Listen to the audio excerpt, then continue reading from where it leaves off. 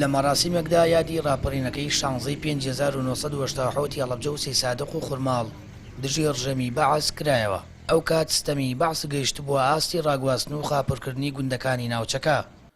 بۆ بەرپەرزدانەوەی ئەم ستەمەش خەڵکی ئەو ناوچانەش ڕاپەڕین.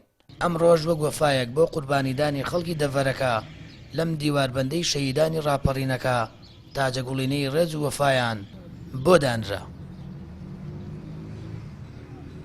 ئەوانە موچە و ئیمتیازی خۆیان هەمویان کراون بەشید دیارە هەنێکیشانە کاتی خۆیان کە زەویان پێ درابێ بە دڵنیایەوە ئەوەی ماوەتەوە ئەوی لەسەر ئێمە بووە وەکو ڕێنماییەکانی وەزارەتی شەهیدانمان جێبەجێ کردووە هیوادانی بتوانین ینی یاخود وەزارەت یا حکومەتی یاریمی کوردستان داواکاری کەسوکاری شەهیدان چییە ئەوەی کە ماوە بۆیان جێبەجێ کرێ حەقی خۆشیانە بەڕاستی. والی یاسین بەشداروی ڕاپەڕینەکەی ناحیەی خورماڵە. لە ڕاپەڕینەکەدا باوکی بەدیلی دەگیرێت و دواتر گول لە باران دەکرێت لەگەڵ 5 کەسی دیکە زیندە بەچاڵ دەکرێت. پاش 8 ساڵ تەرمەکانیان دەدۆزرێتەوە و دایانگەڕێنەوە بۆ ناحیەی خورماڵ. طبعا باوکم بەڕەحمەت بێ مۆزەفی زەراعە بوو لەبەرەوەی لەبەر شەڕی عێراق و ئێران لێرە دەوایر نەما بوو دەچون بۆ سیروان لەوێ دەوامیان دەکرد. ئەوان بەیانەکەی چوون بۆ دەوام وەکو حاڵەتی ئاسایی بەس لە دەوروبەری سەعات 11 لێرە دەنگی ڕاپەڕین بەرز بووە و خەڵک هاواری لێڵسا و لە خلالی ساعات و نیوێکە هەموو داوایرەکانی حکوومەت لێرە دەستیان بەسەراگیرا و وێنەکانی سەدام هەموو هێنرایە خوارەوە عەلەمی عێراق خرا ژێر پێ.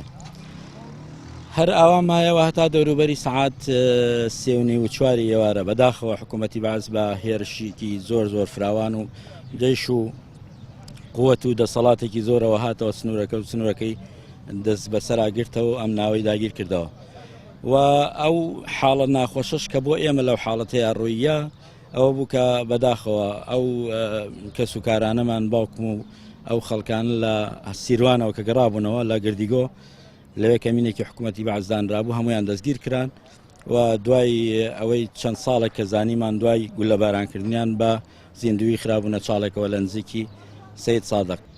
34 ساڵ بەسەر ڕاپەڕینەکەی خەڵکی هەڵەبجە و سێ سادق و خورماڵدا تێدەپەڕێت. لەو ڕاپەڕینەدا 57 کەس شەهید دەبن. تاکو ئێستاش تەرمی بەشێک لەو کەسانی بەدەستی بەعس شەهید کران نەدۆزراونەتەوە و هێشتا بێسەر و شوێنن. ئەمە لە کاتێکدایە هێشتا حکوومەت مافو ئیمتیازاتی کەسوکاری شەهیدانی نەداوە و کارەساتەکەش وەک کەیسێکی یاسایی کاری لەسەر نەکراوە. سامر فتاح کەناڵی ئاسمانی پەیام ناحیەی خورماڵ.